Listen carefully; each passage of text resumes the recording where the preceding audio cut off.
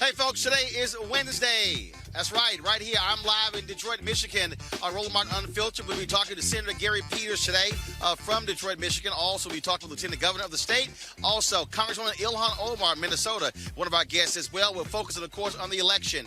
Tuesday, massive numbers all across the country. Early voting is taking place in numerous states. We're seeing record-breaking numbers take place in Texas. And so, lots to cover.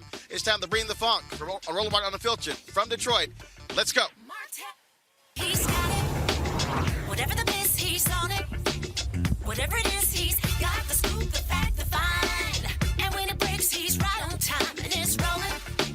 Best believe he's knowing. Putting it down from sports to news to politics. With entertainment just for kicks, he's rolling. It's on go, roll, y'all. It's Roland Martin, rolling with Roland now. He's funk, he's fresh, he's real, the best, you know he's Roland Martin now.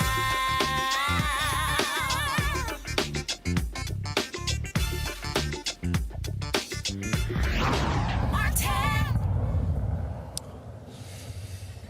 All right, folks, welcome back. It is October 28th. It is Wednesday. Okay, of course, election is taking place on Tuesday, 6 days away, 6 days until Election Day. So many different things are happening as the candidates are actually going down, to the wire, traveling all across the country, folks, making the case in terms of who should win, not just in the presidential race, but also in the U.S. Senate races. We'll be talking about all of that.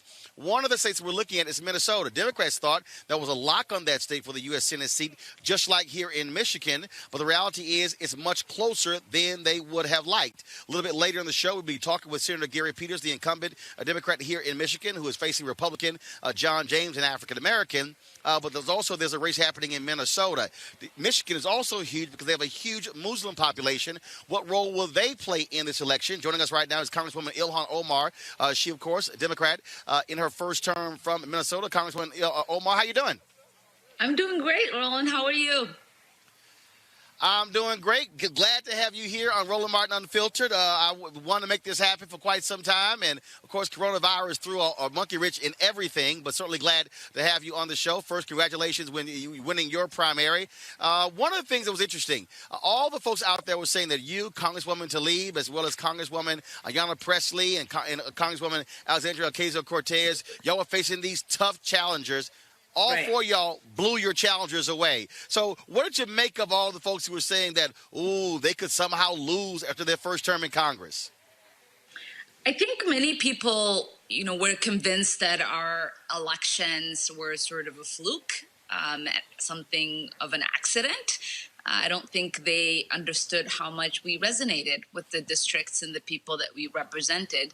And it was really, amazing to see the results come in for our primaries for re-election, and to feel comfortable that not only did we win, but that we have a mandate to govern. And on that particular point there, I mean, again, there were so many people who were saying that, y'all are out of lockstep. But the reality is when you look at the policies that you've advocated, there are a lot of Americans who want that and who now understand that. And the reality is, look, on the Democratic side, you got different folks on the Democratic side. You've got Democrats who are moderates, Democrats who are liberals, who are progressives, some who are far left. And so the Democrats actually have a much larger tent than the Republican Party. Right. I mean, and it's been quite unfortunate, right? Because we speak about how the Democratic Party is a big tent party. We sort of excuse the way in which there might be a disagreement with the moderate members of the Democratic Party. But when it comes to the progressives, we put them under a microscope. We analyze and criticize every single decision that they make and every policy position that they speak of. And we've, give people the opportunity to say, I'm taking this vote, I'm advocating for this position because of my district. And that grace really isn't extended to those of us who are progressives because we do represent our district. We do speak and advocate for policy positions that are important to the people who send us to Congress. And you know, for many of us, we come from these communities where urgent change is needed, and we speak from that place of urgency. Let's speak of urgency. Democrats are expressing that was what's taking place in your home state. There, that was considered to be a lock in terms of on the Senate side. Polling came out showing it is actually a very tight race. Give us a sense of what's happening there in that Senate race. Of course, Democrats need to pick up 3 Senate seats across the country to take control of the Senate. As if Joe Biden and Kamala Harris win, she would be the tiebreaker. They thought that Minnesota and Michigan were states that they could put certainly in the D column. So what's happening in Minnesota there? Yeah, I mean, our amazing Senator Tina Smith is up for re-election, and the Republicans are throwing everything they've got against her.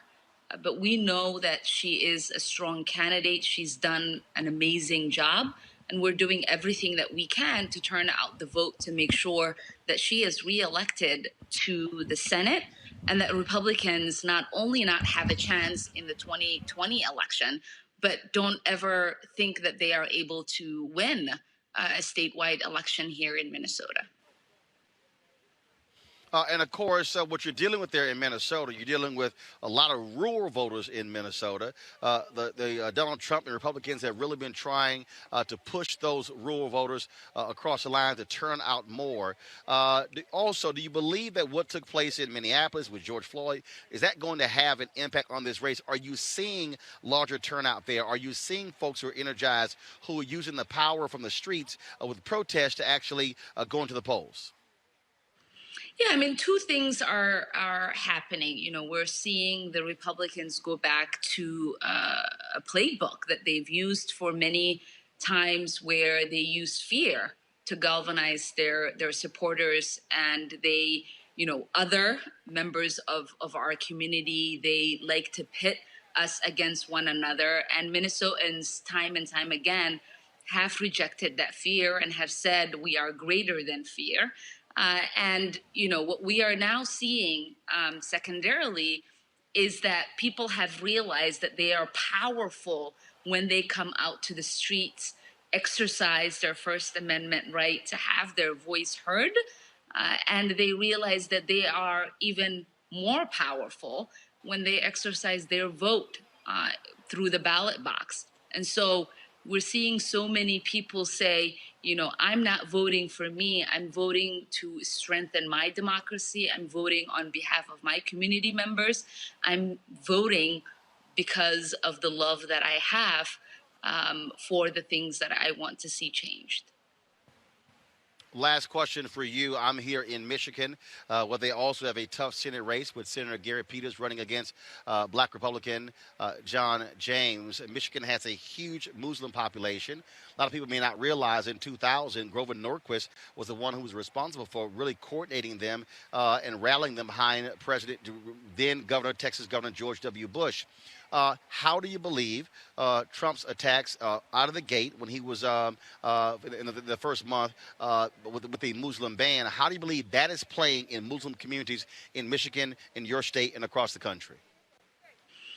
So, I mean, you know, the Republicans believe, and Trump really believes in this, that their fear and hate will galvanize their base. But what we believe is that it will galvanize the Muslim community, the Black community, the immigrant community, the refugee community, you know, the Somali community in my own state, to come out in mass numbers because they're being galvanized by the love that they have for one another. What we saw in 2016 is that 80,000 votes propelled Trump into the presidency. Those were votes that were cast in Michigan, in Pennsylvania, in Wisconsin. And we believe that we can have turnout that will allow for us to win all of those states, including winning Minnesota again. All right, Congresswoman Ilhan Omar, we certainly appreciate you joining us right here on Roland Martin Unfiltered. Always good to see you, and certainly, again, congratulations on winning your primary. You should be coasting to an easy victory on Tuesday night. Thank you. All right, thanks a bunch. All right, folks, again, we are here in Detroit broadcasting live. There are a number of folks we're going to be chatting with here. And right now, I want to talk with the Lieutenant Governor of Michigan, who joins us right now, Lieutenant Governor Garland Gilchrist. How you doing? I'm good, sir. Welcome to Detroit. All right, so just so y'all know, let me get right in this seat right here. We, of course, we were in earlier this week. We were in Florida on Saturday and Sunday. Florida Rights Restoration Coalition. Then, of course, we were in Columbia, South Carolina on Monday with Jamie Harrison. Then on Tuesday, yesterday, we were in Atlanta with Joe Biden. I didn't mind any of that at all. And then, but we realized we were coming here. I had to pack these damn hoodies. There's a reason why I left Chicago after 6 years. I do not like coming to the Midwest between the months of October and June 2nd. But we're here. I have not worn a wool cap the entire year. In summer, fall, but I had to bring one out here, and thank goodness I had my Black Voters Matter one, and they actually were here yesterday in Detroit. They are in Flint, Michigan today. I talked to Latasha Brown and Cliff Albright, and so I look forward to seeing them tonight. So Lieutenant Governor, let's talk about what's happening. I just finished talking with Congresswoman Ilhan Omar about Minnesota, but also Muslims. This state has a huge Muslim population. How do you believe the attacks from Donald Trump on Muslims is going to play in this election? He won last time around by winning this state, not by a very large margin. And so just share with us, again, your perspective of what's happening here. Well, first of all, it's good to have you here in Michigan. That hat looks really good on you. Hey. Real good, don't it? It's warm, too. Just letting y'all know. It's warm, too. So, you're right. Trump won this state by the slimmest margin of any state in the country, 10,704 votes. I think it's going to be different this year in Michigan. I think that we made it easier to vote in 2018. We made it easier for people to vote absentee, made it easier for people to register to vote, and I think that's going to lead to historic voter turnout here in this election. And so what's going to happen with there, even in the black community like here in Detroit, in the Muslim community in Dearborn and other parts of our state, we're going to see turnout that's going to send this hateful president home. I want to pick up on that point there, because when you say we made it easier to vote, that only happened because the state elected a Democratic governor, Democrat lieutenant governor. And what folks, I keep telling people all around the country, we can't think about politics only from the perspective of what's happening in Washington, D.C. What happened in 2008, massive turnout in this country for then Senator Barack Obama. Folks did not turn out in 2010. That's how Republicans took over 16 state legislatures. That's when they began passing onerous voter ID laws. And so we can't ignore what happens on the state level. This election, Texas, if Democrats pick up 9 seats in Texas, they win the Texas House first time in 20 years. They could win the House in Arizona. They could actually stop some other places as well. And so those state races are just as important, because that's where the tone is set when it comes to voting. Roland, we can win the House here with only 4 House seats. There's only 4 House seats we need to flip the Michigan House of Representatives. And when was the last time the Democrats controlled the House or the Senate here? That was the House and the Senate? The House or the Senate. That was more than 10 years ago. Got it. So we have work to do right now. We have a path to it. Because frankly, in 2018, we showed what the path to victory was. Because y'all remember Gretchen Whitmer and I won the election in 2018, right? The reason that we did that is because we had a ground game that was thanks to the Michigan Democratic Party, the organizers, the allied organizations that are represented here in this audience. We knocked doors, we made calls. We continue to do that all the way since 2016. After the victory in 18, we never stopped. And so that's why we built those relationships that have worked even this year when we had to put it on pause because of the pandemic. That's what's going to get us to victory for those 4 House seats. We have a chance to flip the Michigan Supreme Court to get a Democratic majority there. Every election on the ballot matters here. So we're not only going to elect Joe Biden and Kamala Harris. We're going to send Gary Peters back to the Senate. We're going to flip the State House and the Supreme Court. We're going to have a lot of leverage for Democrats to do big things. One of the things that we have been looking at is polling data in this state. We've been talking about this across the country, about what is happening, especially with black men. In this particular, in the Senate race you're talking about, the last poll that was produced, black men was around 17% for John James. And then we saw the same, 14% for Tom Tillis in North Carolina. It was very interesting. I went to the John James website. There's no mention anywhere on his website he's a Republican. Like I went through the whole website. You swear he's running black. There ain't a lot on that website, period. So, what is happening in this state in terms of really, because look, you got some folks who say, hey, I want to support the black man for the United States Senate. I make the point, though, he also made it clear that he supports Donald Trump 2,000%. So if you vote for John James, you're essentially voting for Mitch McConnell. John James has no plan for black Michigan or black America, period. The reason that I have made it my mission to organize black men across this state, I marched 200 black men to the polls in Detroit 2 Saturdays ago. I marched black men to the polls in Flint, Saginaw, Benton Harbor, and every place in between. We are going to have record black male voter turnout here this election because, again, we can go vote now. We can go vote now in Michigan because the voters decided that we needed to be able to vote now and vote early. So I think what you're going to see is black men recognizing their power. We've never had so many campaigns speak so directly to black men in our history. God bless our sisters. You have built the political power to have the leverage to have campaigns speak to you. Now it's time for black men to step up. And as a black man, as the highest ranking black elected official in the history of the state of Michigan, I think it is my responsibility to make sure that our power is felt and it will be felt now and always. So that's the difference that we're going to make here in the state of Michigan. All right, then. Last question for you. And when we talk about election is one thing, but I keep making the point to my audience that is what you also do after the election. Earlier you said y'all didn't stop organizing. And I think that is a lesson for many African Americans. And let's just be honest, and people can disagree all you want to, but y'all know I'm not lying. Obama wins in 2009. I argued that black people were the only folks who stayed at the inauguration parade when everybody else left. That we were so excited to see a black first family, we forgot that we said, oh, he's the first black president. We forgot he's the 44th president. Everybody else made demands. Everybody else had an agenda.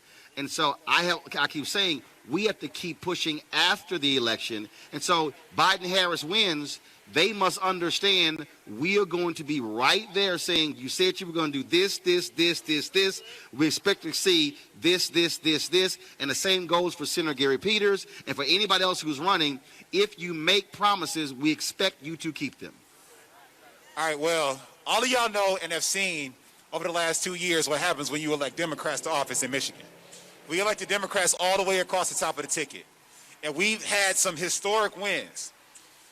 Y'all know about clean slate? Automatic record expungement, the most progressive package in the country to clear people's criminal records. That's something that I worked on and led personally, that we got that for second chances for people in the state of Michigan. The state of Michigan has been the leader in responding to the racial disparities in coronavirus. That virus was killing our people at 5 times the rate it was killing everybody else. We've been able to flatten those disparities because the state of Michigan, Democrats, focused on it. John James and the Republicans, they have one plan. Their plan is to wait for you to die, whether it's due to the pandemic, whether it's due to your health care in general, whether it's due to the economy, whether it's due to our education system. They want to wait for people to die. But Democrats aren't going to wait for people to die. Instead, we're going to organize, and when we win, we continue to work. And that's what's going to keep us going forward. All right, Lieutenant Governor Gilchrist, I certainly appreciate it. Thank you so very much. Thank you, sir. All right, I appreciate it. Thank you very much.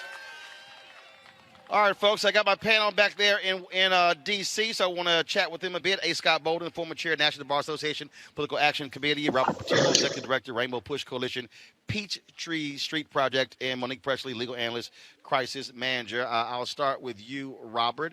The point we've been making on this show has been about black men, but also black women on the issues. We've been across this country, again, last week, Raleigh, North Carolina, Florida, Columbia, South Carolina, Atlanta, here. I'll be in Jackson, Mississippi on Sunday.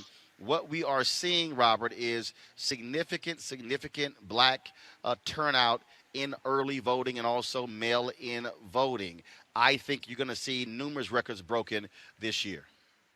Well, I think you're absolutely correct. What we've done by focusing in on Republican Republican efforts at voter suppression is be able to plan for these things months ahead of time. We were meeting with the Secretary of State in Georgia back in June and July to make sure we were able to break down some of these barriers that have been put in place for voting. There's always been this almost stereotype of Black people not being as interested, not wanting to turn out, not having inclination towards voting. No, in reality, we had barriers and walls put up through voter suppression and other methods to ensure that we did not have the ability to vote. So because of that, you're going to see people such as Warnock be competitive, Mike Espy be competitive, Jamie Harrison be competitive across the board in ways that we haven't seen since Reconstruction, quite frankly. And as we work on building these political coalitions and building this political agenda, just as you said, after the election, if we're able to deliver again as we've delivered in the past, because remember, Obama would not get out of the primaries in 2008 if it was not for the Black vote. He would not have won in 2012 if not for the Black vote. As we work on building these coalitions, when we pull this across the finish line, we have to ensure that we are there at that negotiating table to get exactly our share of the governmental resources that we pay into. We cannot simply be running on emotions and turning out as if it's a pep rally. This is a business transaction that we are currently engaged in, and what we are delivering, we must have deliverables from the other side. Monique Presley. Sisters have been meeting every single week for the last several months. I challenged A. Scott Bolden last time we were on the show to show me a comparable group of Black men doing it. He is still trying to find that. He never sent me a text or an email. The point I keep making is if you don't mobilize and organize, you can't get what you want. No, you can't. And I am just very thankful for Black Women United, which is not an additional organization because who needs another organization? It's a collective where all of the different organizations that Black women have been functioning in and working in and organizing for years have come together around perspectives about which we can all agree and unite. One of those being Senator Kamala Harris deserves to be the next vice president of the United States, and she should be respected. So we see to it. And before she became the nominee, we saw to that.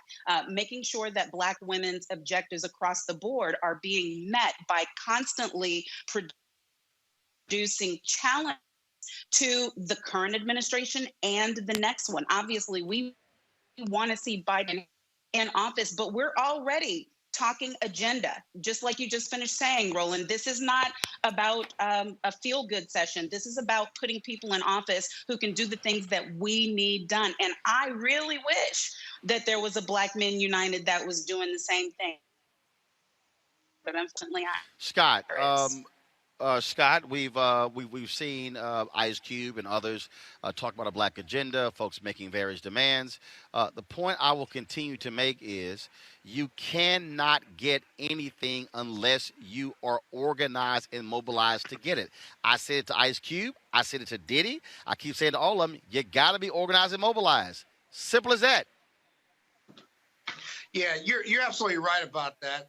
And while the organizations that focus on Black men, like 100 Black Men, the fraternities, and what have you, while that is okay and effective for those groups that are parochial to their interests, it's still a bit of a scattershot, if you will.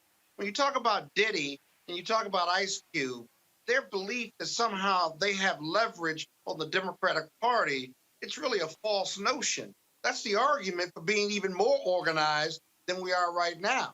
They don't call politics political science for no reason. It's called political science, right? Science is organized and disciplined and has outcomes as well as deliverables. And I just think when we focus on Black men and getting them to the polls, that's a short-term piece. The Black women are very impressive. They're independent of any label. They've come together, for example, and said, listen, we're going to make a difference. And they believe that they're going to make a difference. They act like they're going to make a difference. And Black men need to do the same thing, not just separated in different organizations. So I agree with you. I want to talk about We'll talk about something in South Carolina where there's a victory there. No voter will have their absentee ballots rejected based on signature mismatch. The argument is that election officials are not trained to actually match signatures and that methodology. This is a result of a lawsuit filed by the Lawyers Committee for Civil Rights under law. It was decided in the Charleston District Court. Again, Monique, shows why our civil rights organizations are critically important, because Republicans are trying to toss as many ballots as possible. And they argued, how can you know who somebody's signature is if that's not what you're trained to do? Right, and we never would have had that fight if they had not filed the lawsuit. I just hats off to Kristen Clark and to her whole organization and to all of the organizations that are fighting on the front lines for these legal battles. But at the same time, I want to say, hey, all you lawyers out there in the world, law students, almost lawyers, you're needed from now until legal monitors. And it's a very short training class that you can take to do it. Don't just let somebody hand you a shirt and you go out and call yourself a legal observer. We need you to actually go through the program, because all of these things are happening daily. I'm hearing things from all kinds of polling locations about things that Trump supporters are trying to pull while they're in high. About people, trying to get elderly citizens to change their vote, all kinds of things. So yes, hats off to Kristen Clark, hats off to Sherilyn Ifill, but we can all do our part. Well, Roland, that was a brilliant strategy too, if I may. Just real quick, brilliant strategy. Go ahead. We think being able to identify someone's signature and then match it up against yours, and that to the untrained eye, just as a practical matter, as part of the human condition, we can say that matches or doesn't match. That's just simply not true. It's like everybody's signature is like a fingerprint, and the idea that you need expertise, or to remind the court that you need expertise on this, is a brilliant strategy and a winning strategy, because it's really practical. It makes all the sense in the world. If you're not an expert in any court, you're declared an expert. If you're not declared an expert in it, how can you make that determination that could affect tens of thousands of voters? And so hats off to that organization and the lawyers behind it, because I just think that's an awesome strategy. All right, folks, Absolutely. hold tight 1 second. Got to go to commercial break. When we come back, Robert, go ahead. Robert, go ahead. About 30 seconds. Go ahead. Well, I think this puts a focus on the fact that one of the first priorities of the next Congress and the next president is going to have to be a nationwide comprehensive reform of our voting rights, or what we lost in Shelby versus Holder, in addition to creating nationwide standards so that we do not have this scattershot effort where every state has its own different set of barriers put in place to prevent people from voting. All right, folks, hold tight 1 second. I got to go to commercial break. When we come back, more from here to Detroit. A number of other people are going to be talking with in just a moment. From here, we're talking about, of course, the election all across the country. Michigan is a major battleground state, and so we'll be discussing that next right here in Roland Martin Unfiltered, broadcasting live from Detroit. This generation, which gets so much inspiration from entertainment. This generation is influenced. I mean, every generation has their influence. Yep. But I would argue, by and large, when you talk about Harry Belafonte, or you talk about, how it was, in the 60s, 70s, and even 80s, there was, you had the entertainers, you had the church, you had the activists. In our day and time, the church is somewhat losing its influence. Entertainment influence is growing. The activists are losing their influence. So where do most, this younger generation go? They go to entertainment. And so the influencers' entertainment can actually move the needle. And when you see people become active, I love how this younger group of people are saying, wait a minute, we don't like what just happened with Kavanaugh. We're going to do something about it. We don't like the fact that there's no gun control. We're going to do something about it. And I do think that as tragic as these events are, they are becoming more galvanizing to get this younger group of voters, which is so influential, to get out and do what we know they can do, which is to help move the needle in a massive way.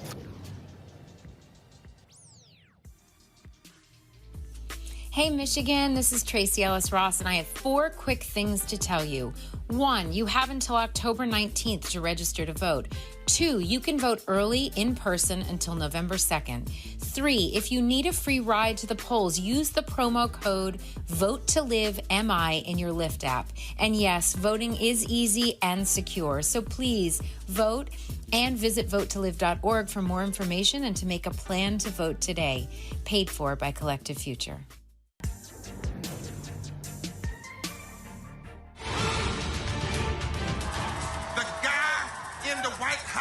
is a mortal, not a god. The members of the Congress, they are mortals, not God. Bowing down is not enough. We will stand up again. We will march again. We will preach again. We will organize again. We are black. We are white. We are Latino. We are Native American. We are Democrat. We are Republican. We are independent. We are people of faith. We are people not of faith. We are natives and immigrants. We are business leaders and workers and unemployed. We are doctors and the uninsured. We are gay. We are straight. We are students. We are parents. We are retirees. We are America. And we're here, and we ain't going nowhere.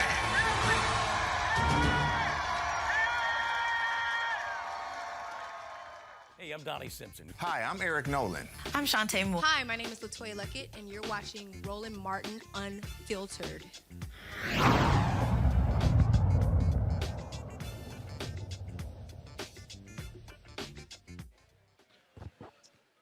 All right, folks, welcome back to Detroit. We are here, of course, focusing on the election. So here's the deal, y'all. We were supposed to do this inside, and I said, well, if we're going to come there, no sense of doing it inside. We might as well. They said we can only have about 15, 20 people inside. I said, well, that's a little boring. So we chose to do it out here in the parking lot. Anthony, you should have a wide shot there, right? And so we got folks who are here. I see all my Alpha brothers in the house. We got other members of the Divine Nine here as well. I see like 1, 2 Omegas. That's how it normally is. See, as I told you, that's how we do it. And so we got folks who are non-Greeks. We got other people who are here. We're glad to see everybody out here, of course, hanging out. This is like summertime for y'all in Detroit. For the rest of us, it's like we call it nippy weather. But we're certainly glad to be here.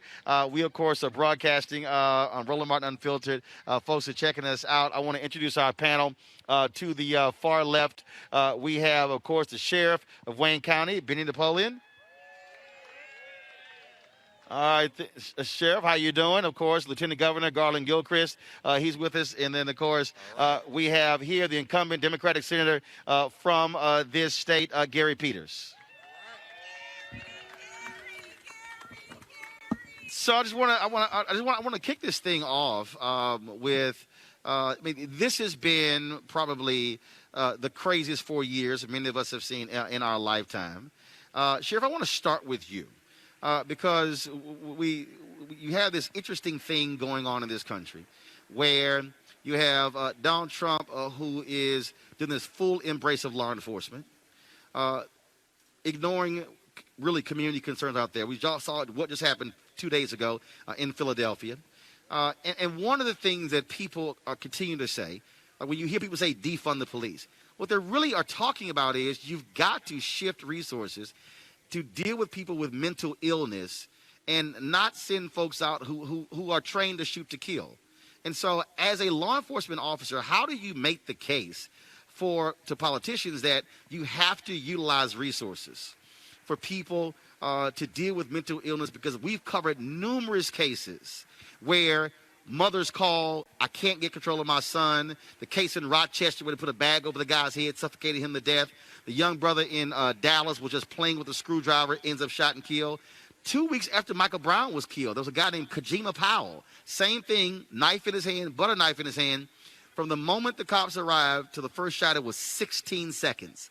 It was 16 seconds. And so how do we make the case to law enforcement that there has to be some type of change in terms of how we deal with mental illness in police?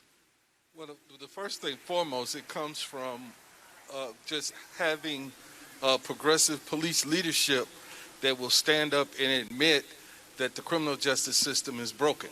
When you have leadership that will stand up and say that this is broken, it's not working, we've been doing the same thing. Roland, I've been in police work now for 46 years, and we've been doing the same thing for 46 years, and it hasn't worked. So those of us who understand that, I have the advantage of having been a practicing attorney, and I represented people who required treatment in Michigan. So I understand that the mental health system is broken. But the problem is that when you look at the mental health system, it is one of the most ignored populations in this country. So there are people who just will not accept the fact that, we need to do more to help people who are mentally ill. prisons and jails are not the place for them. We need to make sure that they get appropriate treatment in appropriate environment.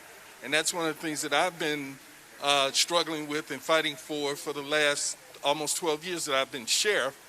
But that's because of the sensitivity I have, because I've been a practicing lawyer representing those kind of folks. But the first thing is we've got to acknowledge that the system's broken, that what we have done does not work.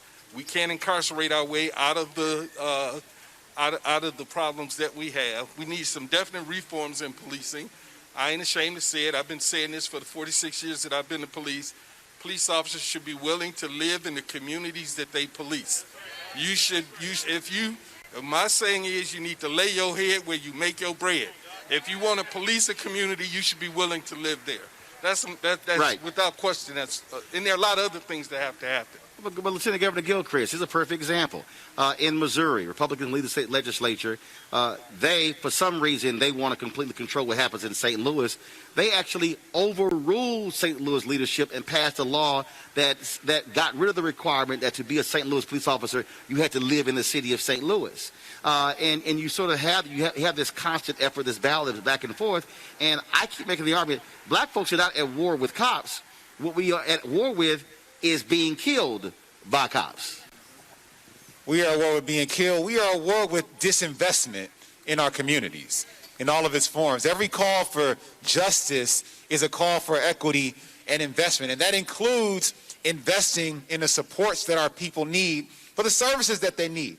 Because the sheriff is right, and I applaud Sheriff Benny Napoleon for being one of the more progressive sheriffs in the country, for being willing to say, we need to get people help, not put people in jail. That the direction is not toward prison, but it should be toward progress. It should be toward rehabilitation. And that costs resources. That is why, as Lieutenant Governor, I have been focused on reforming our jail system, saying that we don't need to arrest everybody. Some people do things, they just need to get a citation. We don't need to put people in jail because they don't have enough money to pay a fine. Instead, we should give people other ways to get an incentive to show up to court. There are more creative ways for us to build safe communities, and that starts with, first of all, investing in our people, investing in our education system. Governor Gretchen Whitmer and I have introduced the most equitable education budget that has been put forward in Michigan in a generation. That is how we begin to make the differences in delivering true public safety for our people. Senator Peters, we just watched Republicans come back, ram through a Supreme Court nomination, Amy Coney Barrett, and then when they finished, went back home, made no move on coronavirus, made no move on the folks who need that unemployment help, made no move when it comes to police reform as well.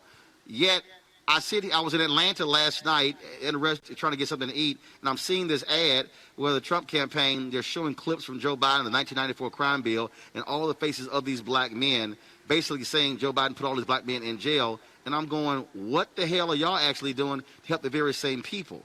And so speak to what it's like dealing with the United States Senate, where Republicans change the rules at their whim and don't care about any process or customs or anything along those lines. Well, you're right, Roland, and it is outrageous when you think about all the time that we spent to deal with the Supreme Court nominee when people are struggling right now. As I travel all across the state of Michigan, and my colleagues here will know, the one thing everybody talks about is how are we going to get through this pandemic? How are we going to deal with the health crisis that we're dealing with? How are we going to keep families with a roof over their head, be able to put food on the table? How are we going to keep small businesses alive so they can continue to prosper when the economy starts moving up? And the Republicans said, well, no, it is more important to put through a Supreme Court nominee right now. And let's be clear about what it means with this new Supreme Court justice. We know where she is on issues based on writings that she had prior to being a judge. And one that I'm most concerned about is the fact that she believes that the Affordable Care Act is unconstitutional. We're pretty clear she's going to be a deciding vote to throw the Affordable Care Act, the principal legacy of President Obama that made sure that everybody in this country, no matter who they are, no matter where they live, would have access to quality, affordable health care. And I step back, the reason that case is coming, and it's going to come a week after the election, is because Donald Trump and his administration has been pushing a lawsuit forward to throw out the Affordable Care Act. And let's put this in context. We have a president of the United States that wants to throw out a health care law while we are in the middle of a health crisis and a pandemic. It makes no sense whatsoever. It is outrageous. And instead of dealing with this issue as we should be right now and making sure that relief is there, and let me just say, you know, my friends in the House, the Democrats in the House, passed a relief package 5 months ago. 5 months ago. Mitch McConnell has refused to bring it before the Senate. He's got many members who want to think that there should be zero help for anybody. That's their negotiating position. It's hard to negotiate with someone whose beginning and ending bid is zero. It's because they just simply don't care about what is happening, in my mind, in this country going forward. And it's really why the Senate matters. And when I say that health care is on the ballot in just a few days, it truly is. But it's not just health care. Right. This Supreme Court is also going to be taking up, they're going to hear a case in November, a voting rights case out of Arizona that could very well gut Section 2. Section 4 was already gutted in the Shelby v. Holder decision. Now you have Section 2. We already see where Kavanaugh stands on that. We clearly know where Clarence Thomas stands on voting rights. Damn, anybody looks like him, and on and on.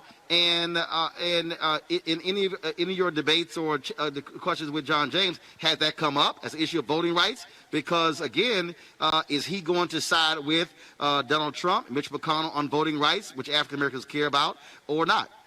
You know, I assume so, in the fact that he's very proud, and you see him screaming into the camera that he supports Donald Trump 2,000%. That's a pretty big percent to support somebody, and we know where he is. He doesn't speak out on these issues. You don't hear it. Why is he not doing that? He's been running for the Senate for 4 years now. We've had all of these instances and things that have occurred. He doesn't speak out on it. He just sticks back, and he gets millions of dollars from Mitch McConnell. In fact, right now, all the folks have been watching the TV. I don't know if you had a chance to turn on the TV at all last night when you came in, but there's non-stop commercials, all negative, nasty ones that James and his buddies are putting against me. All the independent fact checkers say they're false. They're either false, they're demonstrably false, they're smears. And Mitch McConnell and his super PAC is funding that. In the last 3 weeks, they've put $20 million of negative, nasty ads against me, trying to buy this seat for Mr. James because he said he supports Trump 2,000%. He was just at his rally here yesterday, again supporting him. So we know where he is on that issue. It's very, very clear, which is why we have to get out and definitely make sure that we take back or hold this Senate seat, and we really need the majority in the Senate. Pulling my panel here, Robert Patillo, I want to start with you. The voting rights issue is critically important. I keep saying I fully understand when Joe Biden and Kamala Harris talk about the Affordable Care Act, but I think when we look at these judicial rulings that have been coming down from the Supreme Court, from state Supreme Courts, we cannot ignore the reality that there is an effort to steal this election by limiting people's right to vote.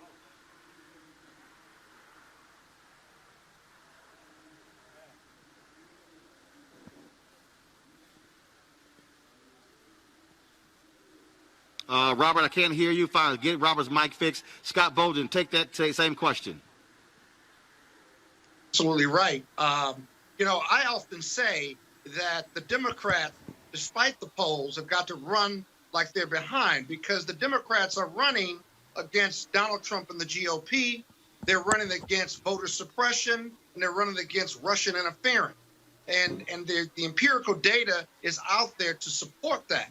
And so we've got to keep the pressure on. We may be 6 days out. 70 million people have voted already. This election is pretty important, those 70 million, because that's an active and energized Democratic base. I don't care what Donald Trump's 40% is doing. So, Roland, you're absolutely right. I have, if I may, one question I have for your panel in Detroit is that what is Detroit doing to get people to the polls, their Democratic base out?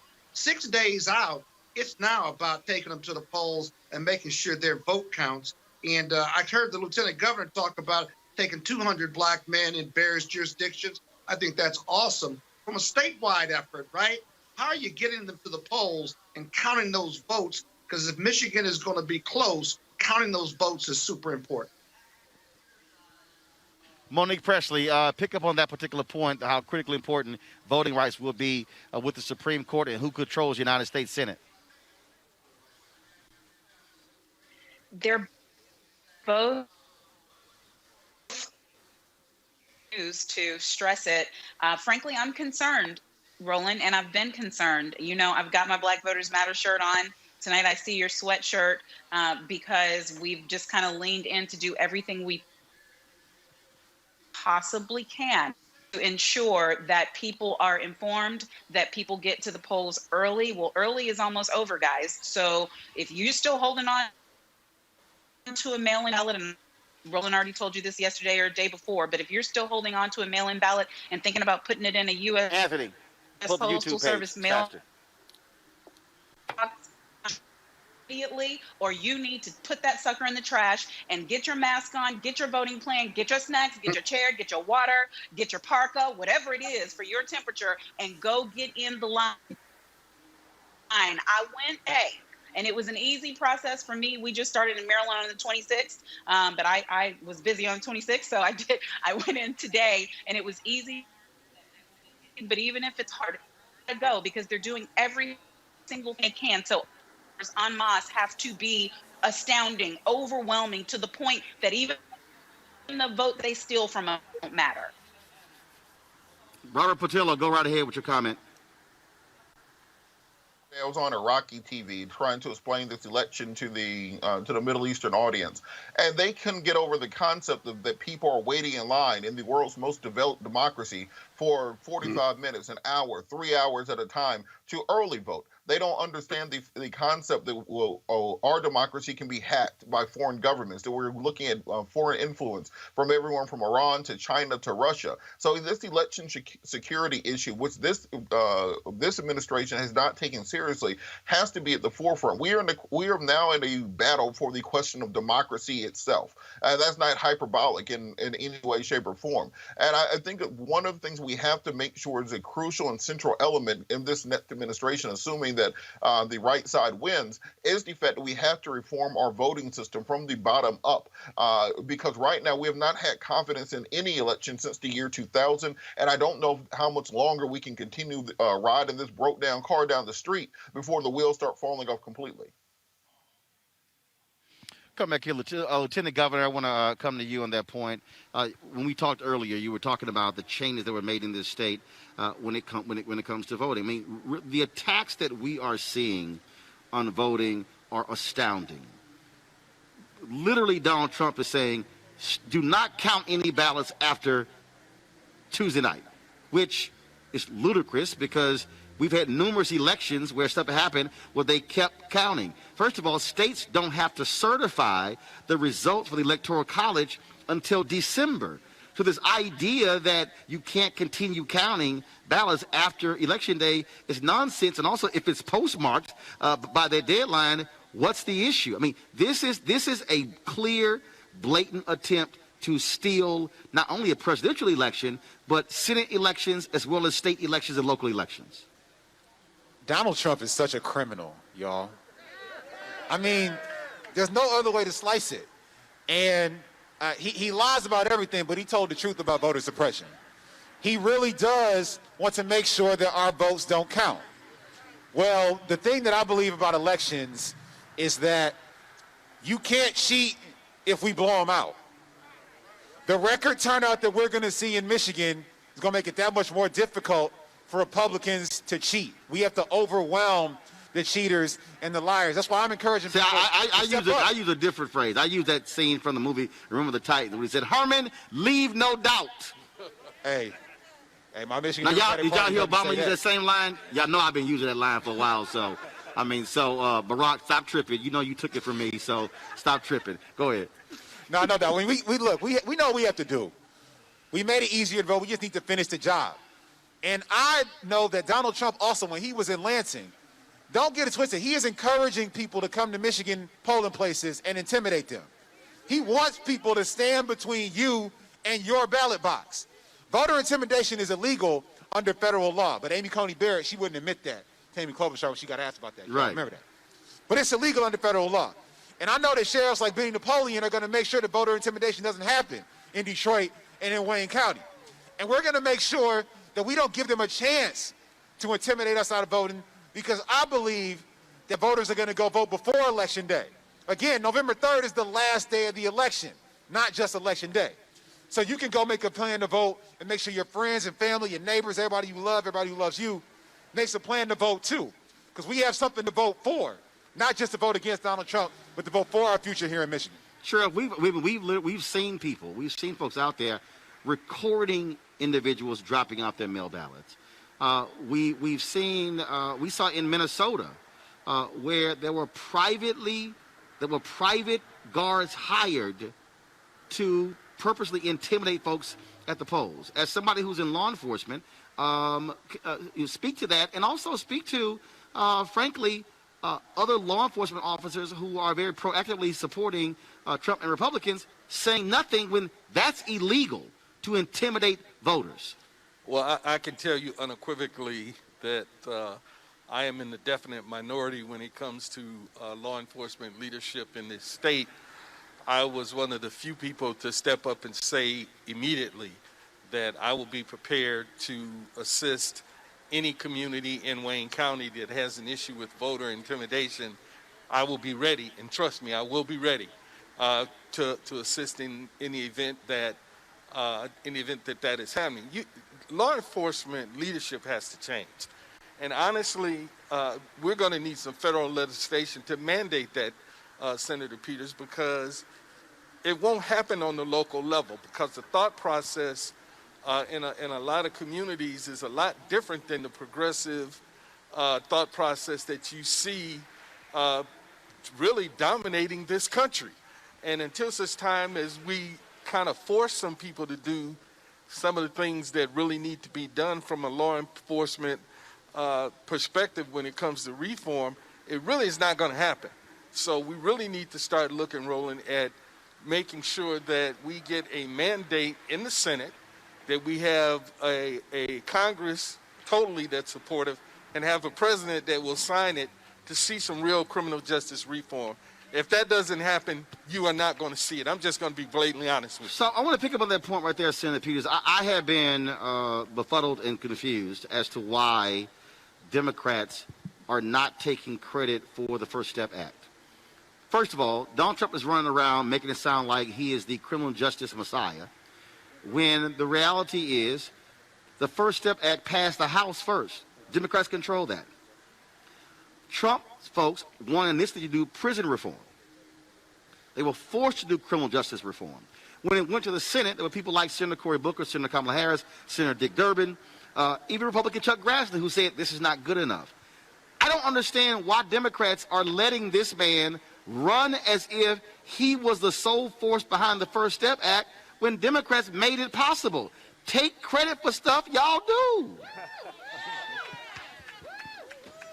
Well, I'm with you, Roland, and we need to speak out, because you're right. It was Democrats that pushed it. We do want to take it even further, though it doesn't go far enough, as you know, which is part of our efforts. But, I think we got to get back, and we got to remember, too, when we're looking at police reform and the bills after the horrific murder of George Floyd, when we needed to take immediate action, we're past the time for studies and discussion. It's time to take immediate action now. And we've got to call out the Republicans for that. We had the opportunity. The House passed a very comprehensive bill, as you know. Things that we know that we can do. We can ban chokeholds. There's no reason to have chokeholds. We don't need to study it. We don't need to investigate it. We just need to ban it. We got to pass a law to do that.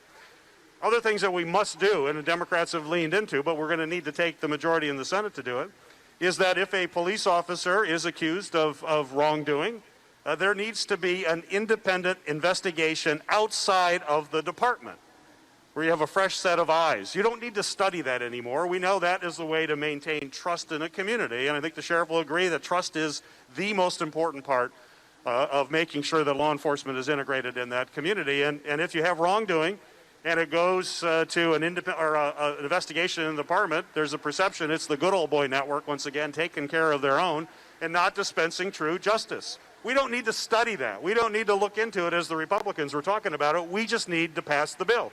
It passed the House. It didn't pass the Senate. In fact, the bill that they put before us had such a low bar, it was an embarrassment. They just wanted to appear like they're doing something when in reality they weren't. The bill was before us. I talked to Reverend Wendell Anthony, the NAACP, Reverend Bland, the Council of Baptist Ministers, folks from the Urban League, they said, Senator, don't vote for that bill because you can't start negotiations at the floor. You got to bring it up, and we've got to lean into it. But it was clear that Mitch McConnell and the Republican Senate had no desire whatsoever to deal with it. And I can guarantee everyone in this audience, when I get reelected, when we take the majority in the United States Senate, it will be a priority. We don't need to talk about it anymore. We don't need any committee hearings. We just need to put it on the floor, send it to President Biden, and get it signed into law, and that is what we will do. Roland, I have to, because the senator's talking about that. Look, the citizens, especially in urban communities, need to have more say-so in the hiring and the firing process when it comes to the people who police their community. When I joined the Detroit Police Department many, many years ago, one of the final steps was an oral interview. I had 3 cops on that interview. Why shouldn't I have had a citizen from the city of Detroit sitting on that interview judging whether or not I was somebody they wanted to police their community? Same thing goes when we fire people. I have fired many an officer to go to arbitration, people that I don't believe should be in law enforcement, and you have an arbitrator who gives them their job back. Why aren't citizens involved in that arbitration process to determine when someone comes back into their community? So but the arbitration process, though, the problem is not the arbitration process. The problem is what was negotiated that allows it to happen. So, for instance, in Georgia, until there was outrage in Georgia, a police officer who was possibly looking at being indicted had the right to sit in the grand jury in Georgia up until 2 years ago. So it's not secret. A secret grand jury. Now, mind you, if any of us got called into a grand jury to testify, we couldn't even bring our lawyer in. State law allowed the officer to sit in the grand jury to hear testimony against him or her. You also have the rules that says that, if an officer is involved in a shooting or some incident, they could wait 5 days before they give testimony. In some places, they allow them to review the testimony, the witness interviews before they make their interview. So that's really where, on the front end, what has to happen, as far as I'm concerned, city leaders, county leaders, and state leaders have to draw a line in saying, no, that will not be in the contract. And if that's not in the contract, we're not signing a contract. There cannot be 2 systems, one for law enforcement and one for the rest of us. I don't disagree with you at all. I agree with you 100%. I do support the arbitration process when it comes to wages and benefits and things of that nature, but there are other parts of it that really just don't make sense. I don't see any reason why I can fire a person as the leader of the agency, and then someone decides, well, the sheriff said that, but, I'm going to bring that person back, and then that person comes right back into the agency, and everybody says, well, I guess the sheriff can't really do that. People that don't belong in the profession, and that happens, unfortunately, frequently. And Lieutenant Governor, not only that, not only the issue that I also have, we saw this with the case with Tamir Rice. Officer gets fired, he goes right next door, gets hired. I believe that if an officer gets fired, if they have been fired for a shooting or whatever, that license should be pulled, and they should not be able to be rehired in a county next door. So one of the things that we have worked toward in our administration, we have something in Michigan called the Michigan Commission on Law Enforcement Standards. That's what literally sets the standard for how law enforcement professionals govern themselves. This is a body that, until we took executive action this spring, had no civilian participation. It was all law enforcement professionals deciding how law enforcement professionals act. Last time I checked, law enforcement professionals don't only deal with law enforcement professionals. They deal with regular people. And so, therefore, we needed to have a role in how we define what it means to be a law enforcement professional in this state. When we have that voice, including the Michigan director of the Department of Civil Rights and other civilians who we've appointed to that board, that begins to change the culture in what it means to be a law enforcement professional, how we train people, how we support law enforcement professionals. Because let's be clear, law enforcement is a hard job.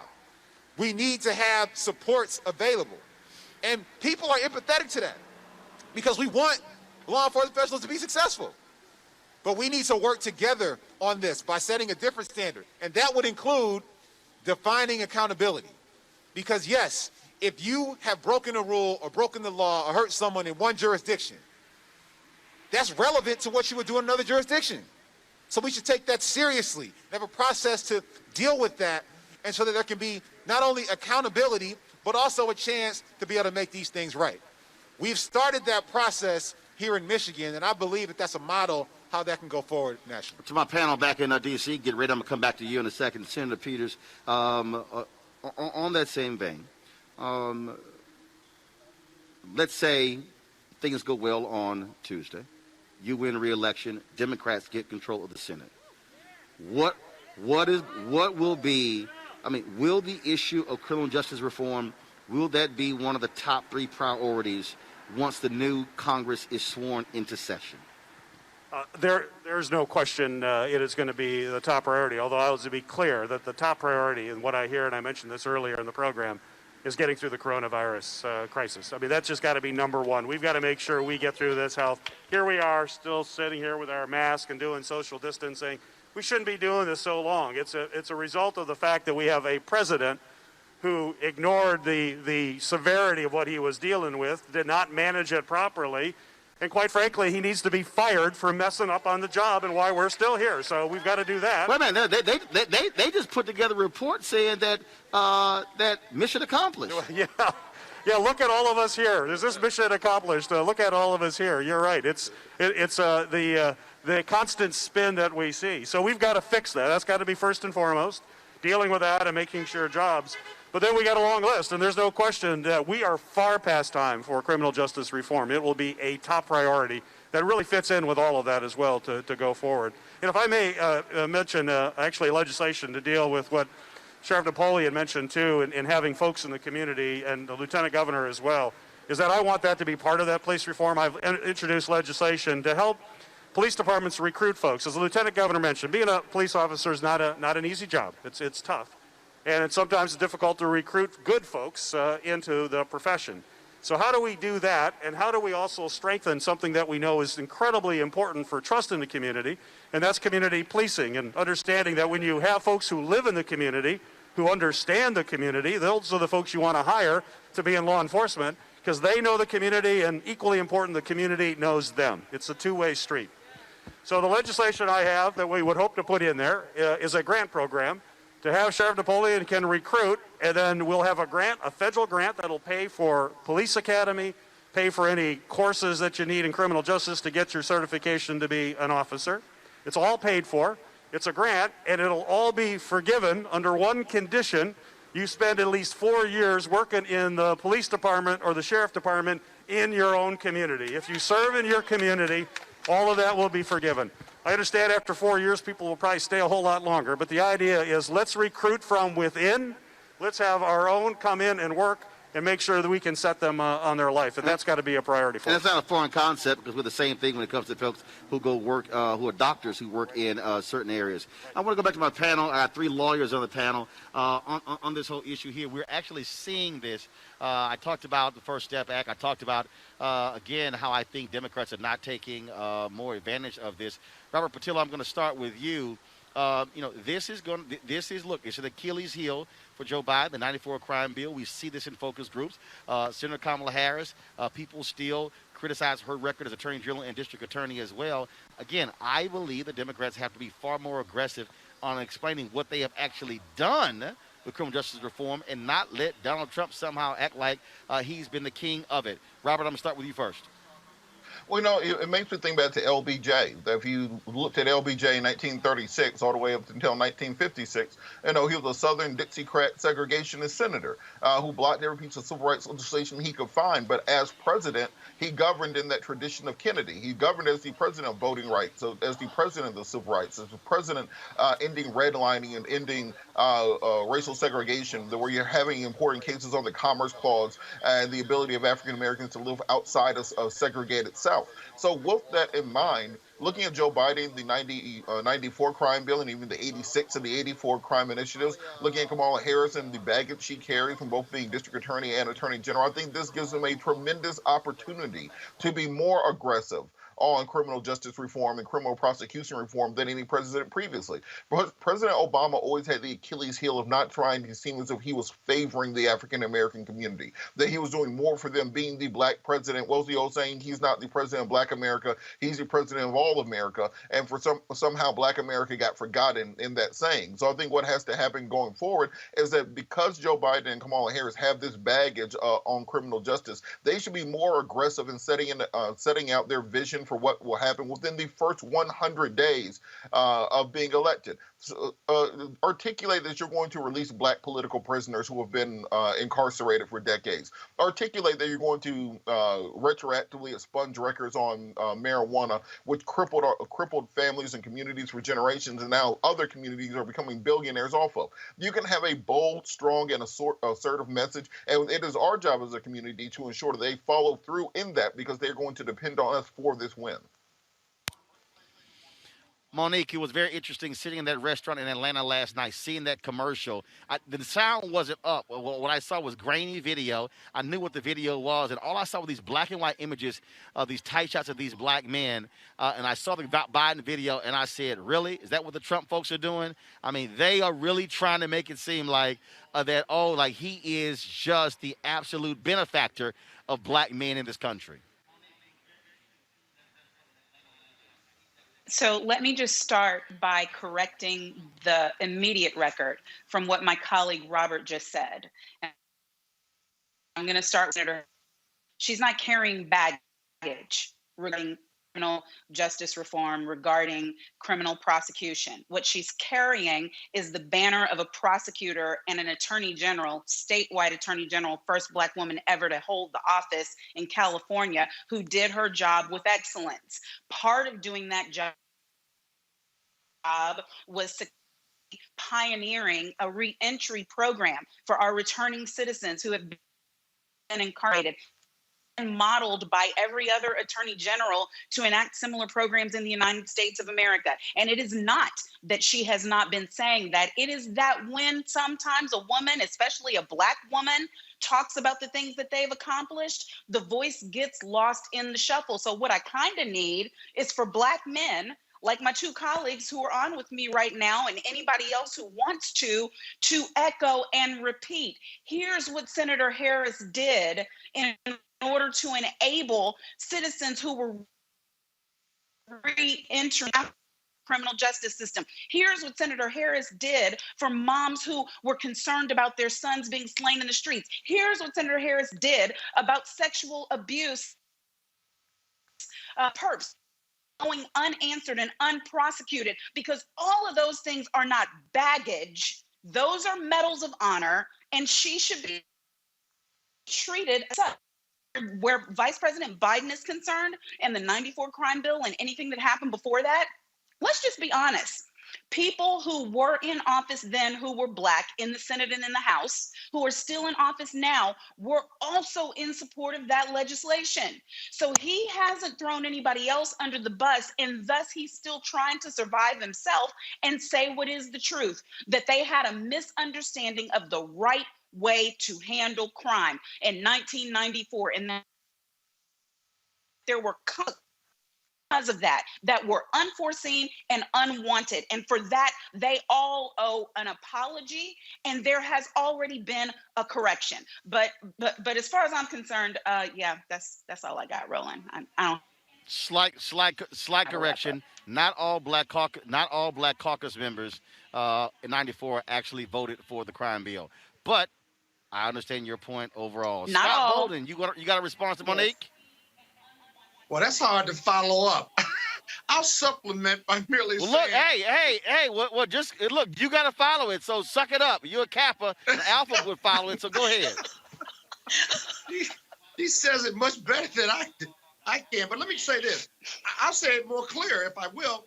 There were a lot of white Republicans that supported that bill, and it wasn't about criminal justice.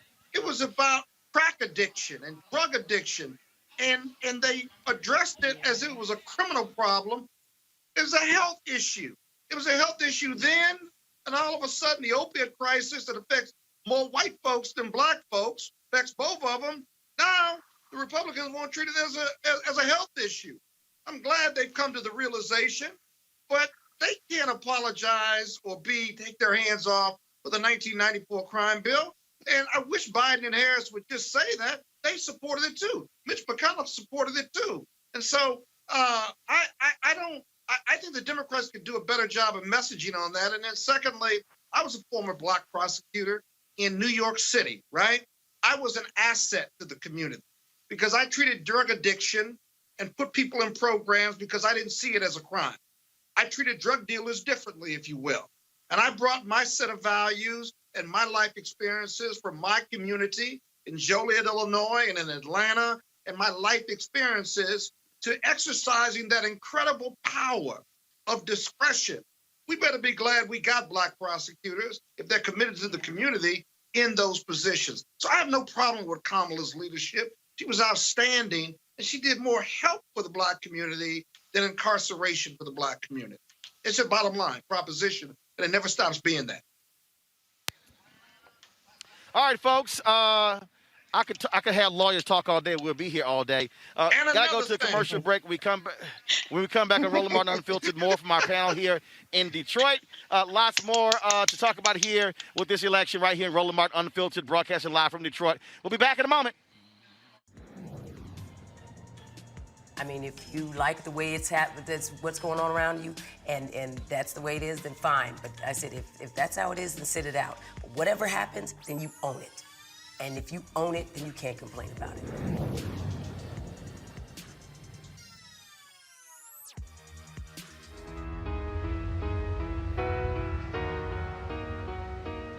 After I caught my first felony when I was 17 years old, I felt like basically I ain't count. My probation told me, you can't vote, you got a felony. It just made me feel like I wasn't wanted or I wasn't supposed to be involved. My mama told me, like, son, you need to get involved. There's a lot of things going on in the world.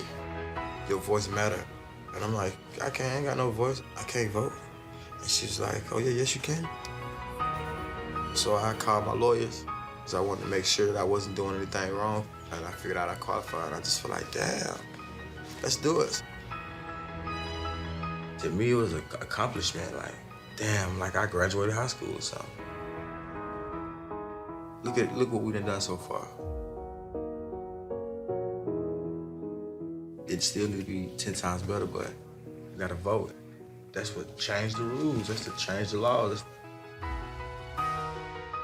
I really felt good voting, like, because I was told I couldn't, or I was told I wouldn't be able to clean up or get away from my past, and look where I'm at now. When I voted, and I was able to be a part of where I live, which is here at home in America. My voice mattered.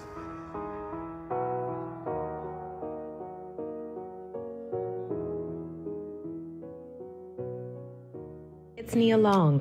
Listen, I'm where I am today because a lot of people believed in me. They knew I could make an impact if I had a chance to have my voice heard. In this election, voting is our chance to make an impact. So please, South Carolina, vote early, in person, between October 5th and November 2nd. And if you need a free ride to vote, use promo code VOTE2LIVESC in your Lyft app. Visit votetolive.org for more information. Paid for by Collective Future.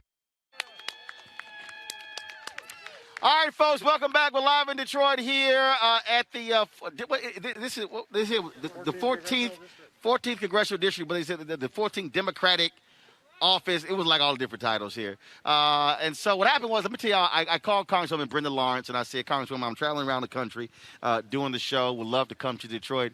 She said, fine, done, taken care of. And so she set this up. She was supposed to be with us, had a death in her family. Her sister passed away, and we certainly want to offer our condolences. I chatted with her earlier, and so we certainly wish she was here, but she has to be with her family there in San Antonio. We certainly we understand that and appreciate that. So condolences go out to her and prayers for her family as well. We're back here, of course, with Sheriff. I call him Sheriff Benny.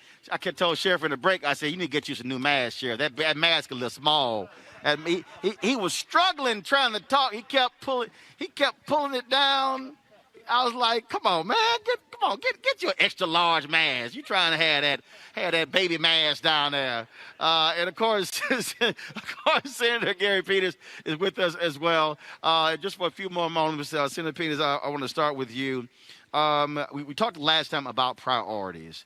One of the things that people want to know, they've witnessed what McConnell has done. They've witnessed Lindsey Graham lie and say, save the tape, roll the tape. We're not going to put a judge through. And this was after Kavanaugh. So when he tries to say Kavanaugh changed everything, he's full of crap because he actually changed everything. I have been getting this around the country. Folks want to know if Democrats get control of the Senate, are they going to learn how to use power and wield power and fight, as opposed to say, well, no, we're going to play by the rules, because obviously they ain't playing by no rules. Well, there's no question that we have a long list of things to deal with, as you mentioned, dealing with criminal justice reform, getting through the COVID crisis. We have to take action immediately to do that. And we would certainly welcome Republicans coming along with us, but I'm not naive. You're not naive. We understand what happened when I wouldn't ask them. Yeah. Senator, I'm just being perfectly honest with you. I'm of the school. If they ignored me when they had power, I'm going to ignore them. I saw a tweet the other day from Senator Marco Rubio. He says 52 legitimately elected United States senators went through a process and legitimately passed, voted for Senator Amy Coney Barrett for the Supreme Court. When I listen to them criticize, talk about court packing, first of all, let's be real clear. The United States Constitution does not require non-Supreme Court justices. We've had less, we've had more. That's all there as well. Democrats, if they choose to expand the court, the Constitution allows that power. I'm just simply saying that if they ignored y'all could just give them the hand if you got the numbers and say, we about to roll this thing through, because I just don't believe. I know Michelle Obama said when they go high, we go low. I say when they go low, hit their ass in the ankles. That's just me. But I'm just saying, but I'm saying I think a lot of people want to see Democrats fight and say, since y'all clearly do not want to play by the rules, fine. No rules? Gotcha. We're going to show y'all we can play this game too. Go ahead, I'm sorry. I just wanted to get that out, I'm just saying. Well, no, it is obviously we've got to take action. We've got to move it. We know what the House Democrats have done. We've got to be able to get it through the Senate and get it to Vice President Biden. We know that for the last 4 years, things have not happened that is impacting the lives of everyday folks all across Detroit, all across Michigan and the country. And when we have the majority, when we take the majority, which is why it's important, then we need to be held accountable for actually delivering to the people in Michigan and delivering to folks all across the country. The needs are great. You can be assured that we're going to do what we have to do to get this country back on track. A couple of more. We got one more minute with you, and that is obviously no Democrat can win without significant black support. Make the case to African Americans who are watching right now around the country why you should be the one they pick over John James to go back to the United States Senate. Well, I think folks should look at my record. I've had the privilege of actually representing the city of Detroit when I represented this congressional district in the 14th district, focused on issues that matter to folks in this community as well as around the state. I've been a champion for health care, and right now health care is definitely on the ballot right now. Health care, the ability for that, to get health care is impacting the lives of hundreds of thousands of folks here in the city of Detroit and places all across the state. And I guess I'll just tell you the story related to the Affordable Care Act and what I think folks want in an elected person. I came in with President Obama. When President Obama was elected, I came in 2008, and immediately we had the Affordable Care Act. I was in a tough district. I was up in Oakland County, and I actually won a district. I was the first Democrat since 1893 to represent that district. And the President went forward with the Affordable Care Act. And as if you remember how contentious that was and the big town hall meetings and people hollering and screaming. And in my district, we had one town hall meeting with 1,200 people at a high school that were yelling and screaming, another 1,200 outside that were yelling and screaming to come in. And I said, well, I'm going to read this bill. And I'm going to read it and determine whether or not. I had my political folks say, Gary, if you vote for this bill, there's no way you're going to get reelected. It's just not popular. This is too Republican of a district. I read the bill. The more I read, I said, it's not perfect, but it really moves us in a way that we have to go. And at that time, thousands of people died because they didn't have access to quality health care. So I made a decision. I said, I don't care if I get elected or not. I'm going to vote for this. This is too important. And I'll tell you, I still remember vividly that day when it came up on the board in the House of Representatives, and I walked up, and you have to push a little green button to vote yes. And I remember when I went up there, I said, this means I will not be coming back to the United States Congress. But the reason I ran for office was to make a difference. And if I can push a button and literally save the lives of tens of thousands of people, that is all that matters. And I proudly voted for Obamacare. Thank you. And then what happened? I actually got reelected. I got reelected because if you believe in what you do, and if your heart takes you forward and says this is the right thing for people, I don't care about elections. That's not why I ran for political office. It's to make a difference in people's lives. I demonstrated that when I supported President Obama in passing the Affordable Care Act. I will continue to fight for the Affordable Care Act, that we make it even better and stronger. And if folks vote for me to have another term in the United States Senate, please know I do it from my heart, and I'm constantly focused on what's right for the people of the state of Michigan. That's what I do each and every day, and I'll continue to do it for another term. All right, Senator Gary Peters, I certainly appreciate it. Thank you so very much. Thank you for joining me. So if you're asking, yes, we did reach out. I did reach out to John James' office. They didn't hit us back. So the black guy won't come talk to a black media show. So y'all just factor that in when y'all go vote. Senator Gary Peters, I appreciate it. Thanks a lot. I'm going to go to a break. We're continuing our panel here. Well, actually, I'm not going to go to a break. I'm going to toss this back to our panel first, and I'm going to throw this question out. I guess I'll start with Scott Bolden. I normally start with Monique or Robert because, Scott talks too damn long.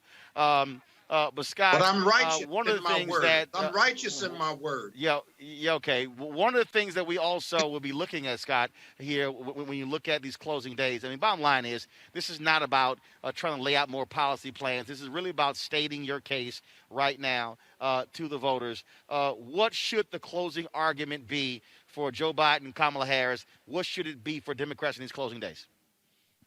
Up and down the ticket, it ought to be Corona, the state of the economy because of the COVID virus, our plan versus their lack of having any plan, and then health care and improving Obamacare. You believe in the Democrats and you believe in your vote. It's a vote for hope, not fear. It's a hope for science, not fiction. And it's a hope for a better tomorrow for all of us, not just the 40% of the Republicans who are diehard Trump supporters. That's really what this election is about. And if I was Biden and Harris, I'd be hammering that home. If I'm running for the Senate, the House, or State House, I'd be hammering that home. 70 million people have voted already, majority of them Democrats based on some reports, and many more are going to vote. But that's really what's at stake. And the right to vote and the voters, the saturation of reminding people to vote has been more powerful than ever. But that's the choice voters have to make. And hopefully they'll make them for Biden, Harris, and Democrats up and down the ticket. Robert Patillo, closing arguments. What are they? We're in a battle for the nation's soul. We are in an existential crisis. We are living in a place where right now there are right-wing militias roaming multiple U.S. cities, where we're seeing a rise in white supremacy and white nationalism. We are seeing a situation where we do not have a national plan to contain an international pandemic. And while all these things are going around, we have a far right-wing media that is focusing on conspiracy theories and Russian propaganda. We have to have a return to normalcy where we have a government which is focused on the needs of the American people, your economic needs, your healthcare needs, your family needs, and every other need which the American people have, and not simply the enrichment of a small group of oligarchs. This is a question of what America will be for the remainder of this century. If we get this wrong, we do not know from where we'll have to come back from. Monique Presley, closing arguments. In case anyone has ever doubted it, leadership matters. And the absence of leadership matters even more. This in right now is directly because of an absence of leadership by the United States Congress specifically the Senate, and by the highest office in the land and supposedly the world, the United States president. We can end this chaos. We can end this confusion. We can stop having to go to virtual weddings, virtual funerals, virtual birthday parties. We can stop having to grieve separately. We can stop all of the things that we are experiencing due to failure of leadership by electing Joe Biden and Kamala Harris and voting blue all the way down the ticket so that they are not stymied when they get into office, but they have a Senate and a House who will back their plan. Our very lives depend upon it. All right, Monique, Scott, Robert, we certainly appreciate it. Thank you so very much. We're going to go to a break. We come back live here in Detroit. We'll have a panel here, and then we'll talk to actress Cheryl Lee Ralph as well. You're watching Roland Martin Unfiltered, broadcasting live from Detroit. We'll be back in a moment. I mean, if you like the way it's that's what's going on around you, and that's the way it is, then fine. But I said, if that's how it is, then sit it out. But whatever happens, then you own it. And if you own it, then you can't complain about it. Hey, it's Nia Long. Listen, I'm where I am today because a lot of people believed in me. They knew I could make an impact if I had a chance to have my voice heard. In this election, voting is our chance to make an impact. So please, South Carolina, vote early, in person, between October 5th and November 2nd. And if you need a free ride to vote, use promo code VOTE2LIVESC in your Lyft app. Visit votetolive.org for more information. Paid for by Collective Future. What's up, what's up? I'm Dr. Ricky Dillard, the choir master. Hey, yo, Peace World, what's going on? It's the Love King of R&B, Raheem Devon, and you're watching Roland Martin Unfiltered.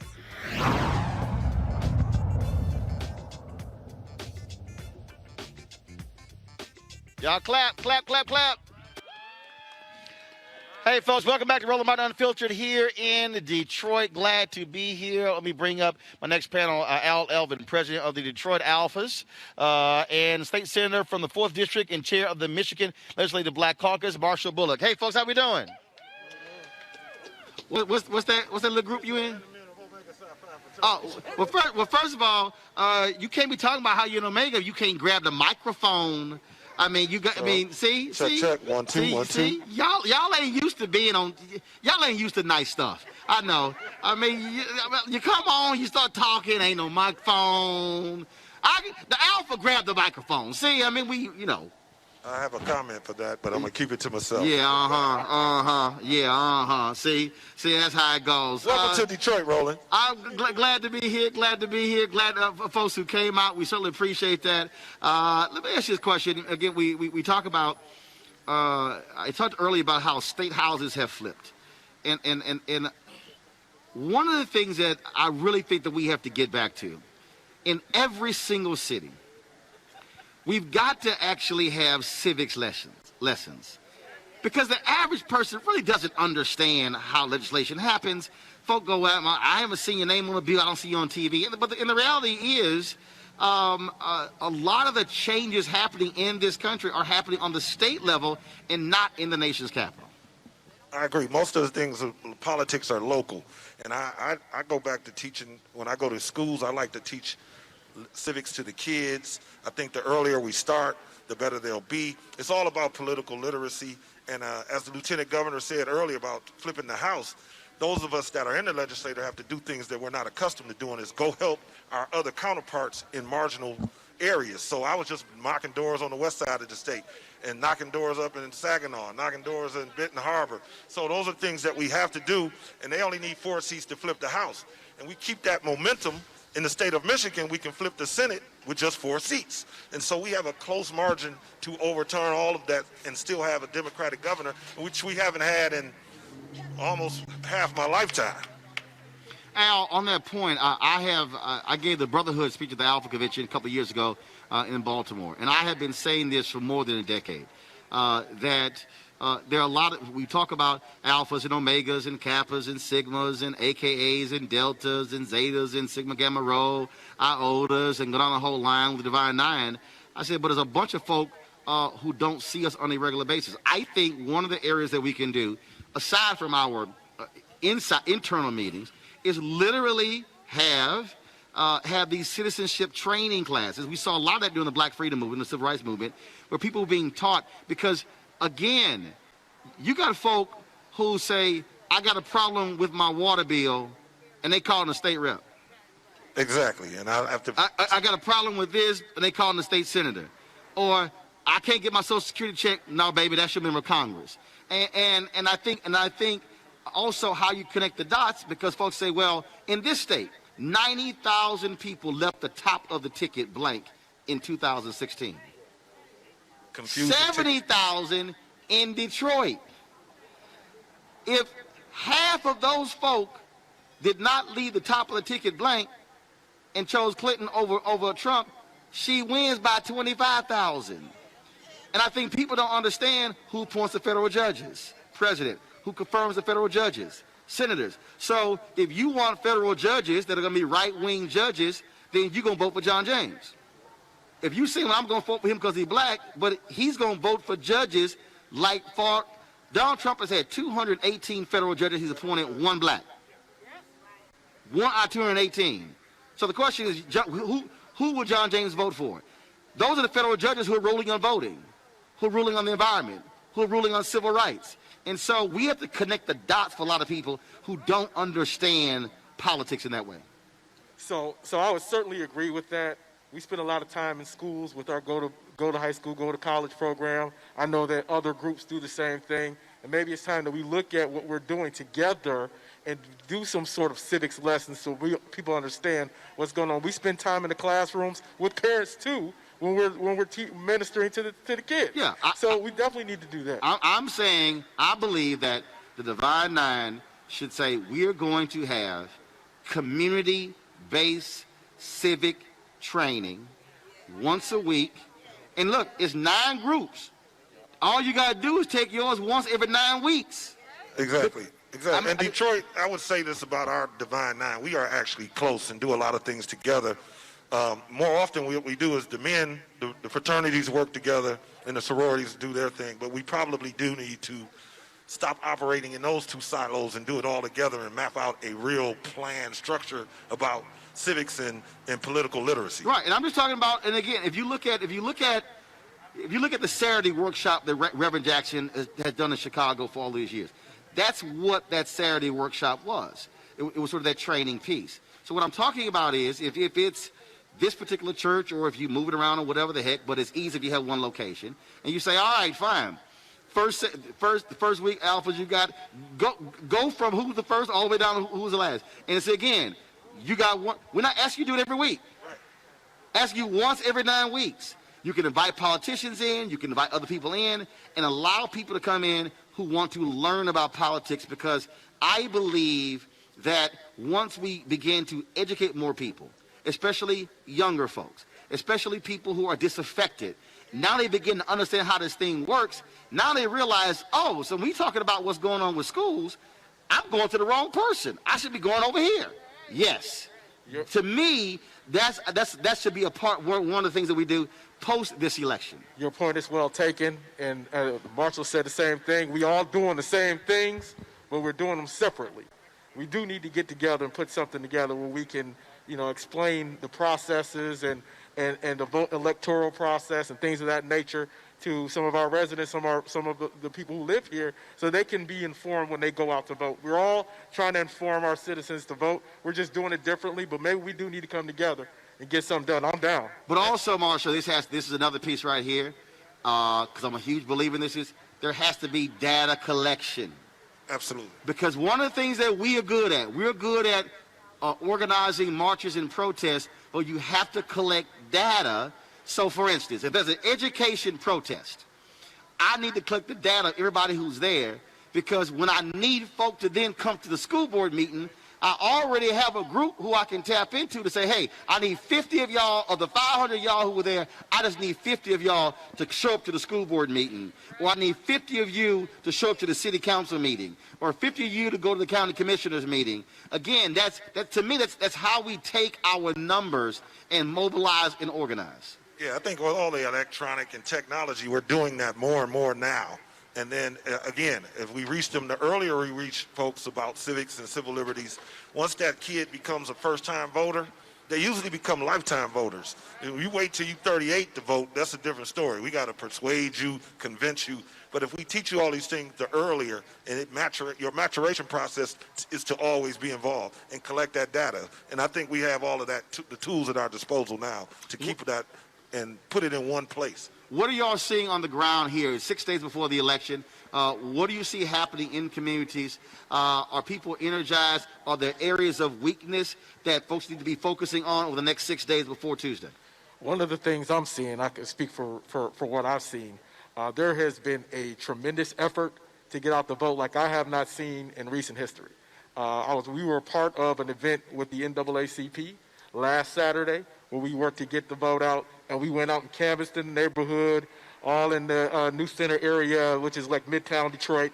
So I've seen a lot of effort. I've also seen some voters some people who were not voting, and I've tried to talk to them because I'm actually running for an office. So I tried to talk to them about making sure they're doing the right thing. And what you running for? School board. Got it.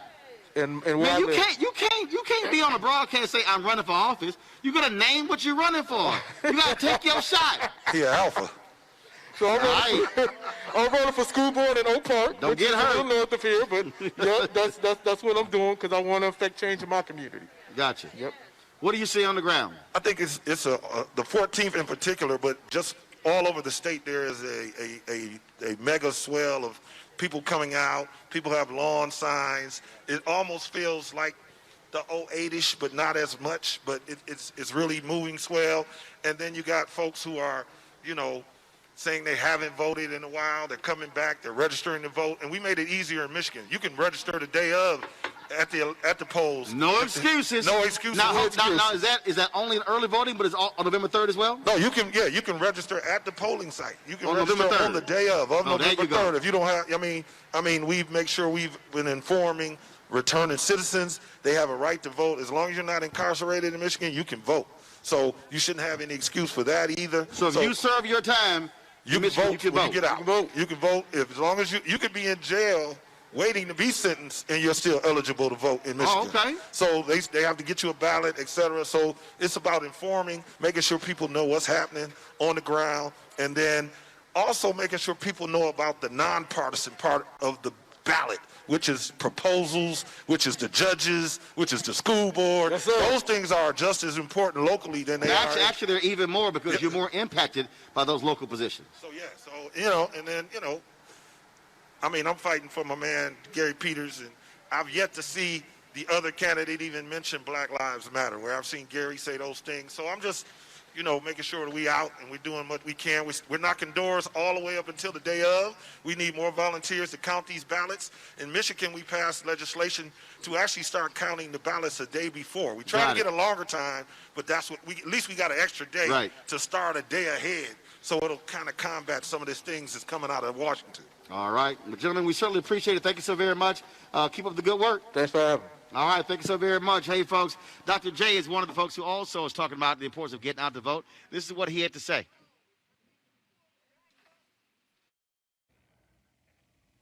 Hi, it's Julius Irving, Sixer fans. Pennsylvania is one of the states that will decide this election, and the road to the White House begins here. Donald Trump won this state by less than 1 percentage point, and we cannot let that happen again. Joe Biden is the president we need to slam dunk COVID-19, fight for equality, and build this country back better than ever before. Your voice matters. And we need to hear it on November 3rd. So please register to vote on iwillvote.com/PA. Our vote is our voice. Make yours heard. Philly for Joe. All right, folks, my next guest, she always says she married her politics. Actress Cheryl Lee Ralph joins me right now, Roland Martin Unfiltered. Cheryl Lee, what's happening? Everything is happening, and I'm loving the conversation that you are having there in Michigan. Those brothers right there, they are all talking about the truth, and I'm loving it. You have been somebody who has always been active in politics, really pushing people to be aware of the issues. Just share your thoughts about this election and what you've been seeing, what you've been feeling. You know something, this election, like you've had people there saying, it is the election of our lifetime. Literally, our literal very life. There are people out there who would like to squeeze, shoot, beat, hang, slug the life out of us. We are seeing it take place in ways between meetings at stop signs with police officers that are ending in death, mental issues that are ending in death for young Black men. This is obviously systemic racism showing itself to us on the daily. And it is happening because COVID-19, under the complete lack of leadership of that orange occupier in the White House, has shown us just how bad it is. And anybody of color, Black, brown, who sits this election out, we all don't deserve what you're going to give us. So I encourage everybody, please get yourself together, go out and vote. If you got to vote, if you got to be there, you're going to have to vote early. Plan to vote successfully. If it's cold, bundled up. You can't stand, sit down, bring a chair. You need water, make sure you bring water. You need to work out, have the right music in your headphones, but stay online and vote like your life depends upon it, because it really does. Shirley, let's talk about California. We were talking earlier about you must focus on what's down ballot. A ballot proposition there in California looks like is lagging behind. Tell our viewers about that ballot proposal. You know something, it's interesting. It's Proposition 16, and that is the equal opportunity ban. And I'm like, why are we letting the past divide us? Why can't we come together and vote on what is needed for the future? How we battle, how we combat systematic racism is by making sure that everybody has an equal opportunity and an equal shot at education. Back in 1996, I believe the governor was Pete Wilson. Pete Wilson and all of his cronies in the GOP at that time, they kept using race to divide us. And they said, look, everybody has an opportunity. If you're Black, if you're poor, that's no reason for you to have a leg up. Well, yeah, it is, because for so long, people have had their legs, their knees, everything at our neck.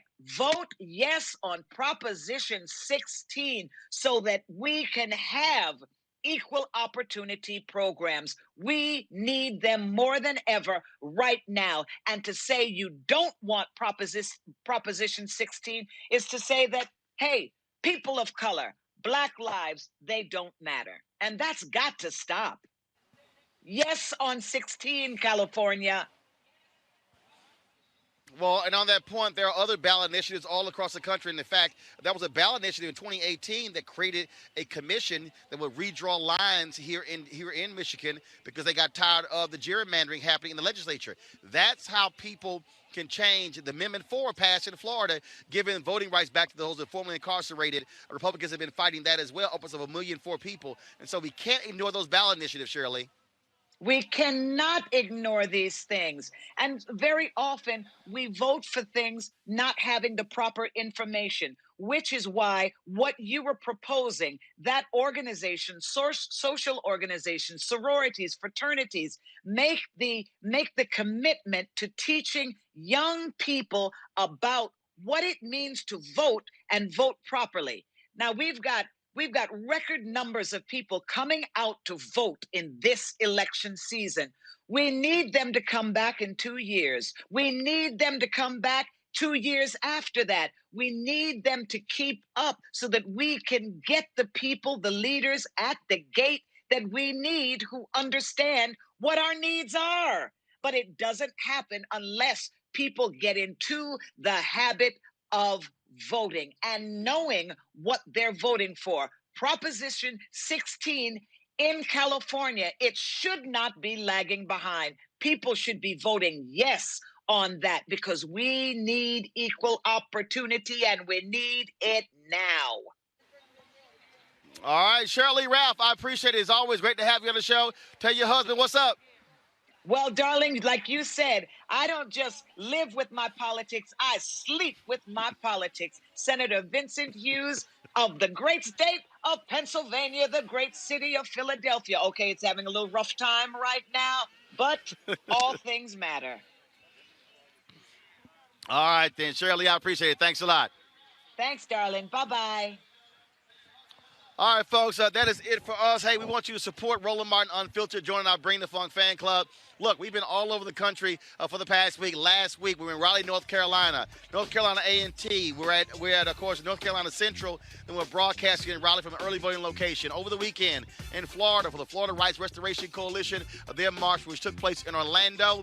Then, of course, on Monday with Jamie Harrison in Columbia, South Carolina. Tuesday with Joe Biden, Raphael Warnock, and John Ossoff. Of course, here interviewing Senator Gary Peters in Detroit and others. Back in D.C. tomorrow, but on Sunday, I'll be in Jackson, Mississippi with Mike Espy for a big Get Out the Vote rally taking place there. Then, of course, we'll be back in studio Monday, and we have our election night coverage. We're not going to be live from 6 to 8 because we're going to be broadcasting 8 hours that night on election night, covering all the races, and we're also going to have our show. We'll be simulcast on iHeartRadio's Black Information Network radio stations, about 20-plus stations across the country. So we will be actually on national broadcast on radio, plus right here on Roland Martin Unfiltered, every single on our YouTube channel, Facebook, and Periscope as well. Support us, of course, via Cash App, $RM Unfiltered, PayPal.me/R Martin Unfiltered, Venmo.com/RM Unfiltered. You can send a money order to New Vision Media, NU Vision Media, Inc., 1625 K Street Northwest, Suite 400, Washington, D.C., 2006. We've got about 13,200 folks who are now fan club members. Of course, we want to get 20,000 of those folks joining us, so please do so. So I will see you guys tomorrow. That's it. Want to thank everybody for making this possible, for setting this whole thing up.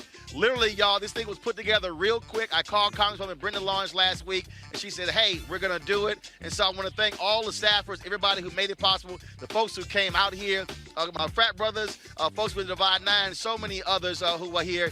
We certainly had a great time, and so thank you so very much. Y'all keep supporting Roland Martin Unfiltered. I'll see y'all tomorrow. Y'all always know how I end the show. Real simple. Holla!